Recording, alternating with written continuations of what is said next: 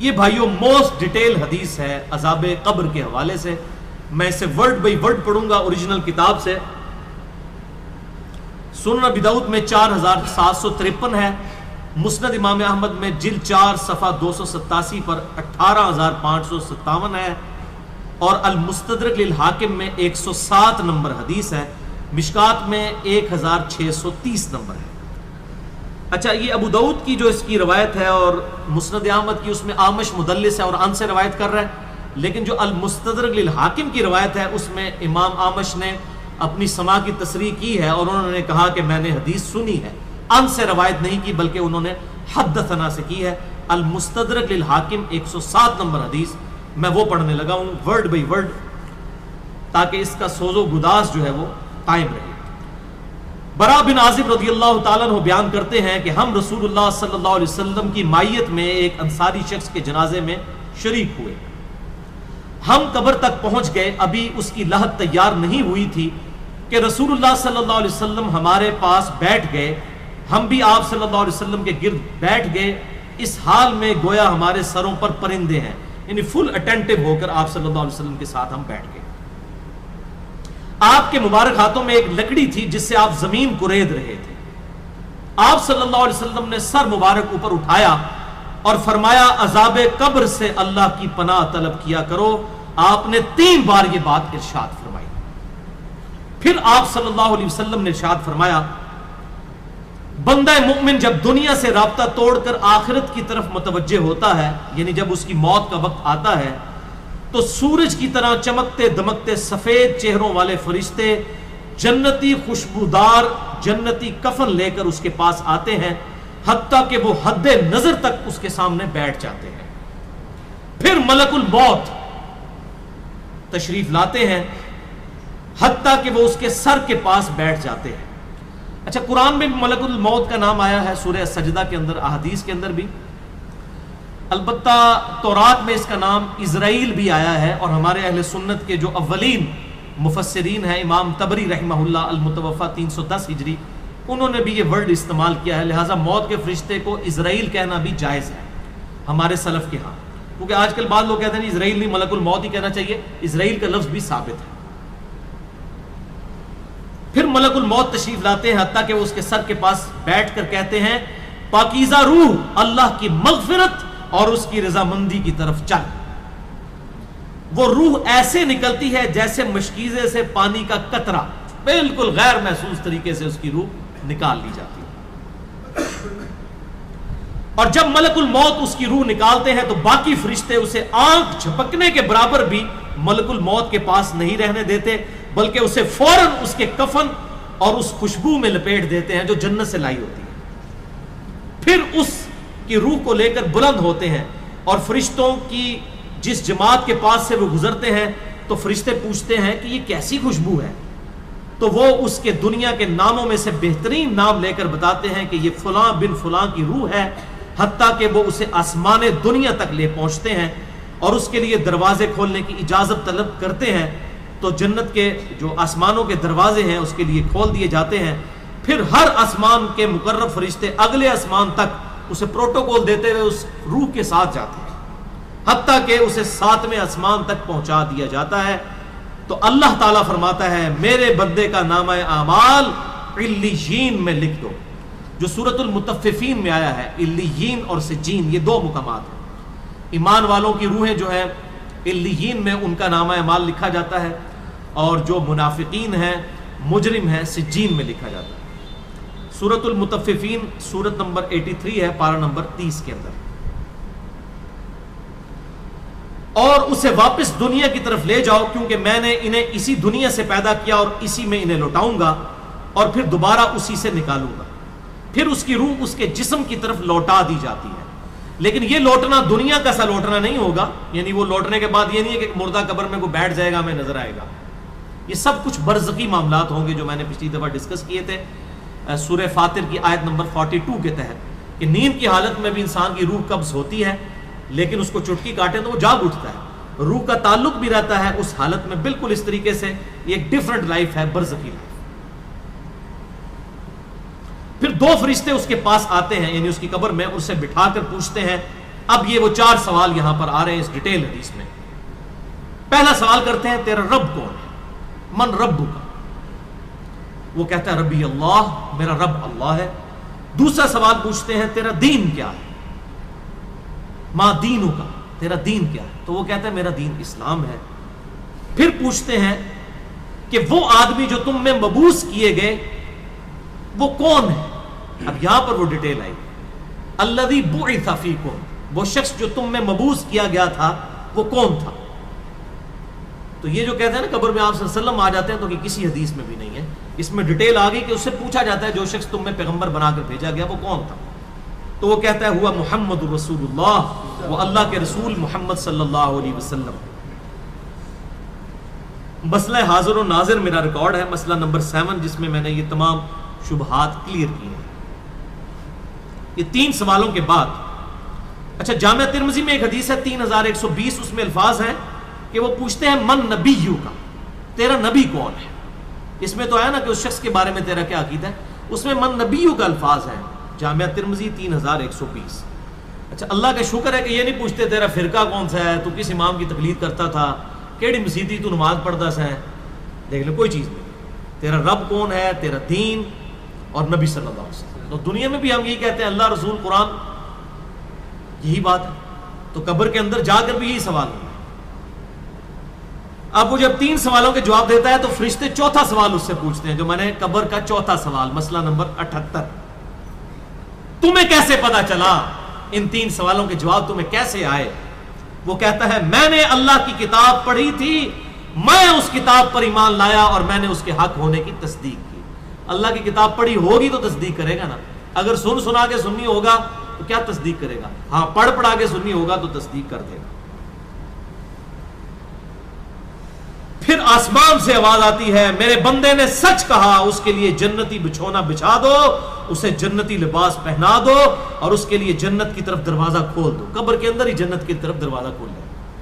یعنی آپ سمجھ لیں جس طرح یہ اب ٹچ سکرین موبائل رکھ کے اور جناب لیپ ٹاپ رکھ کے سامنے لوگ بیٹھے ہوتے ہیں نا، تو ایک دوسری دنیا میں چلے جاتے ہیں. تو جنت کا فزیکلی دروازہ کھول دیا جائے گا، اس کو جنت کی ہوائیں بھی، خوشبو بھی آئے گی اور انتظار وہ کرے گا. وہاں اسے ہوا کے جھونکے اور خوشبو بھی آتی ہوگی اور حد نظر تک اس کی قبر کو کشادہ کر دیا جائے گا. خوبصورت چہرے، خوبصورت لباس اور بہترین خوشبو والا ایک شخص اس کے پاس قبر میں آئے گا اور کہے گا اس چیز سے خوش ہو جا جو چیز تجھے خوش کر دے، یہ وہ دن ہے جس کا تجھ سے وعدہ کیا جاتا تھا. وہ شخص پوچھے گا کہ اے شخص تو کون ہے، تیرا چہرہ بھلائی لانے والا چہرہ ہے. وہ جواب دے گا میں تیرا عمل صالح ہوں. یعنی نیک عمال ایک خوبصورت انسان کی شکل میں اس کی قبر میں آ جائے گا. تو پھر وہ شخص کہے گا اے اللہ، اے میرے رب، جلدی کر، فوراً قیامت قائم فرما دے حتیٰ کہ میں اپنے اہل و عیال کی طرف چلا جاؤں. یعنی مومن کہے گا اللہ جلدی جلدی قیامت آئے، مجھے تو اینڈ رزلٹ نظر آ رہا ہے، مجھ سے انتظار نہیں ہوتا، فوراً قیامت آ جائے. ابھی سائملٹینیس کنٹراسٹ آنے والا ہے اس کا. جب کافر اور مجرم شخص دنیا سے جاتا ہے تو آپ صلی اللہ علیہ وسلم نے فرمایا سیاہ چہروں والے فرشتے بالوں سے بنا ہوا ایک کمبل لے کر آسمان سے نازل ہوتے ہیں اور حد نظر فاصلے تک اس کے سامنے بیٹھ جاتے ہیں. پھر ملک الموت، موت کا فرشتہ آتا ہے حتیٰ کہ اس کے سر کے پاس بیٹھ جاتا ہے اور کہتا ہے خبیث روح اللہ کی ناراضگی کی طرف چل. وہ روح اس کے جسم میں پھیل جاتی ہے تو وہ ملک الموت اس طرح اسے کھینچتا ہے جیسے لوہے کی سلاخ کو گیلے اون میں سے کھینچا جاتا ہے. کر کے گرم سلاخ جو ہے وہ اونی کپڑے کے اندر، گیلے کے اندر ڈال کے یوں کھینچی جائے نا، تو اس طرح اس کے پورے جسم سے اس کی روح نکالی جاتی ہے. بولے اعوذ باللہ تعالی. پھر ملک الموت سے باقی فرشتے اس کی روح کو لے کر پلک جھپکنے کے برابر بھی وہاں نہیں رہنے دیتے حتیٰ کہ وہ اسے بالوں سے بنے ہوئے کمبل میں لپیٹ لیتے ہیں اور اس سے زمین کے مردار سے نکلنے والی انتہائی بری بدبو نکلتی ہے. وہ اسے لے کر اوپر چڑھتے ہیں تو وہ فرشتوں کی جس جماعت کے پاس سے گزرتے ہیں تو فرشتوں کی جماعتیں کہتی ہیں کیسی خبیث روح ہے. وہ کہتے ہیں یہ فلاں بن فلاں کی روح ہے اور وہ اس کی دنیا کا انتہائی کبھی نام لے کر بتاتے ہیں حتیٰ کہ اسے آسمانی دنیا تک لے جایا جاتا ہے. اس کے لیے دروازے کھولنے کے لیے درخواست کی جاتی ہے تو آسمان کے دروازے اس کے لیے نہیں کھولے جاتے. پھر رسول اللہ صلی اللہ علیہ وسلم نے سورۃ الاعراف کی آیت پڑھی کہ ان کے لیے آسمانوں کے دروازے نہیں کھولے جائیں گے, وہ جنت میں داخل بھی نہیں ہوں گے حتیٰ کہ اونٹ سوئی کے سراغ سے گزر جائیں. یہ سورۃ الاعراف کی آیت آپ صلی اللہ علیہ وسلم نے پڑھی. پھر آپ صلی اللہ علیہ وسلم نے فرمایا کہ اللہ تعالیٰ فرماتا ہے اس کی کتاب کو سب سے نچلی زمین میں سجین میں لکھ دو, پھر اس کی روح کو شدت کے ساتھ پٹ کھا جاتا ہے. پھر آپ صلی اللہ علیہ وسلم نے یہ آیت تلاوت فرمائی سورہ الحج کی, جو شخص اللہ کے ساتھ شرک کرتا ہے گویا وہ آسمان سے گر پڑا تو اب پرندے اسے اچک کر لے جائیں یا کسی دور جگہ پر پھینک دیں. پھر اس کی روح اس کے جسم میں لوٹا دی جاتی ہے اور 2 فرشتے اس کے پاس آ کر اس سے پوچھتے ہیں تیرا رب کون ہے. اب اس سے بھی سوال ہوتا ہے. وہ حیرت زدہ ہو کر کہتا ہے ہائے افسوس, ہائے افسوس, میں نہیں جانتا, میں نہیں جانتا. پھر پوچھتے ہیں تیرا دین کیا ہے, وہ پھر حیرت زدہ ہو کر کہتا ہے ہائے افسوس, ہائے افسوس, میں نہیں جانتا, میں نہیں جانتا. پھر اس سے پوچھتے ہیں کہ جو شخص تم میں مبعوث کیے گئے وہ کون تھے, تو وہ کہتا ہے ہائے افسوس, میں نہیں جانتا, میں نہیں جانتا. پھر آسمان سے آواز آتی ہے اس نے جھوٹ بولا, اس کے لیے جہنم کا بچھونا بچھا دو. اور بخاری میں الفاظ ہیں 1374. اس کے جواب میں فرشتے پھر اس سے چوتھا سوال کیا کرتے ہیں, لا دریتا ولا تلیتا, اور تو نے خود پڑھ کر سمجھنے کی کوشش کیوں نہیں کی, یا جو لوگ سمجھے ہوئے لوگ تھے, کتاب و سنت کے منہج پر چلنے والے لوگ تھے, ان کے ساتھ تو کیوں نہیں چلا. اللہ تعالیٰ فرماتا ہے اس کے لیے جہنمی بچھونا بچھا دو, جہنم کی طرف ایک دروازہ کھول دو, وہاں سے گرمی اور گرم ہوا اس کی قبر میں آتی رہے گی. اس کی قبر کو اس قدر تنگ کر دیا جائے گا کہ اس کی پسلیاں ایک دوسرے کے اندر داخل ہو جائیں گی, اور ایک قبیح چہرے والا شخص قبیح لباس میں انتہائی بدبودار حالت میں اس کے پاس آئے گا اور اسے کہے گا تمہیں ایسی چیزوں کی بشارت ہو جو تمہیں غمزدہ کر دیں, یہ تیرا وہ دن ہے جس کا تجھ سے وعدہ تھا. وہ پوچھے گا تو کون ہے, تیرے چہرے سے تو خیر کی توقع نظر نہیں آتی. وہ جواب دے گا میں تیرا خبیث عمل ہوں جو تو دنیا میں کیا کرتا تھا. بات عمل کے ساتھ ہی ہے, صرف کلمہ پڑھنا کافی نہیں ہے, عمل. پھر وہ کہتا ہے میرے رب قیامت قائم نہ کرنا, اے میرے رب قیامت قائم نہ کرنا. مومن کیا کہتا ہے, قیامت قائم کر رہے اللہ. اب یہ وہ حدیث ہے وہ جس اس آیت کو حل کرتی ہے جو پچھلی دفعہ ایک بھائی نے سوال بھی کیا تھا. سورہ یاسین کی آیت نمبر ہے 52.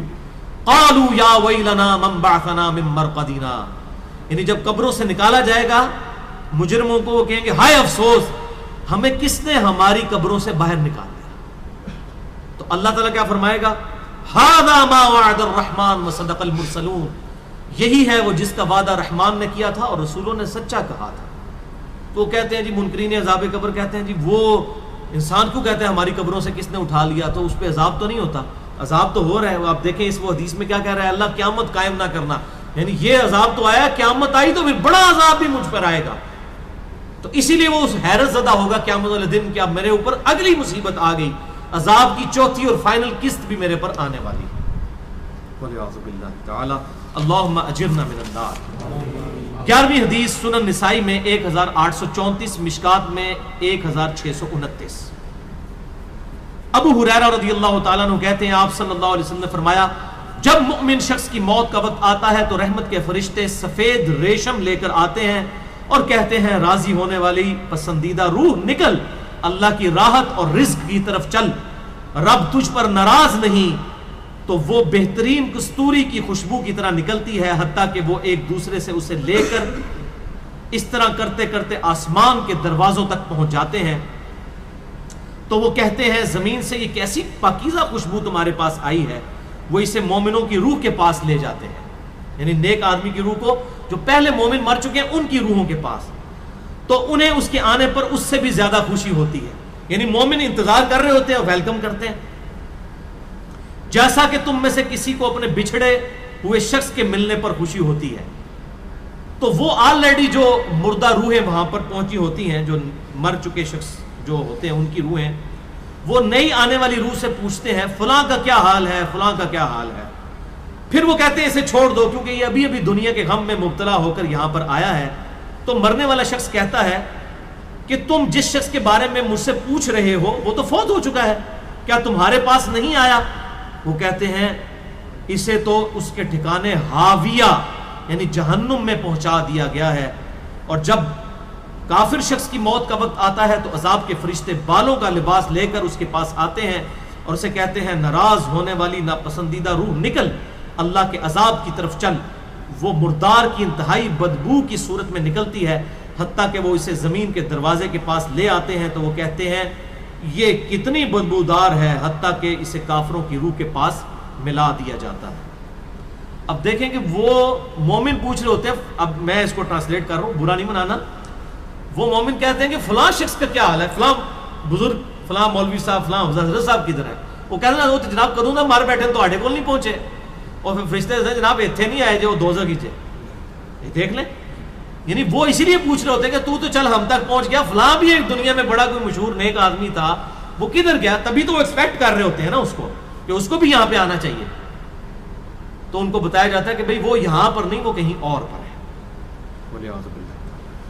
12ویں حدیث جامع ترمذی میں 1071 نمبر اور مشکات میں 130 نمبر ہے۔ سیدنا ابو ہریرہ کہتے ہیں نبی صلی اللہ علیہ وسلم نے فرمایا جب میت کو دفن کیا جاتا ہے تو 2 سیاہ فام نیلی آنکھوں والے فرشتے اس کے پاس آتے ہیں، ان میں سے ایک کو منکر اور دوسرے کو نکیر کہا جاتا ہے۔ سیاہ فام نیلی آنکھوں والے خطرناک شکل کے فرشتے منکر اور نکیر۔ پس وہ کہتے ہیں تم اس شخص کے بارے میں کیا کہا کرتے تھے، یعنی نبی صلی اللہ علیہ وسلم کے بارے میں سوال ہوتا ہے تو وہ کہتا ہے وہ اللہ کے بندے اور اس کے رسول ہیں، میں گواہی دیتا ہوں کہ اللہ کے سوا کوئی معبود نہیں اور محمد صلی اللہ علیہ وسلم اس کے بندے اور رسول ہیں۔ وہ دونوں فرشتے کہتے ہیں ہمیں پتا تھا تم یہی جواب دو گے۔ پھر اس کی قبر کو لمبائی اور چوڑائی میں 70 ہاتھ کشادہ کر دیا جاتا ہے۔ یہ 70 کہتے ہیں کثرت، حد نظر تک کشادہ کر دیا جاتا ہے۔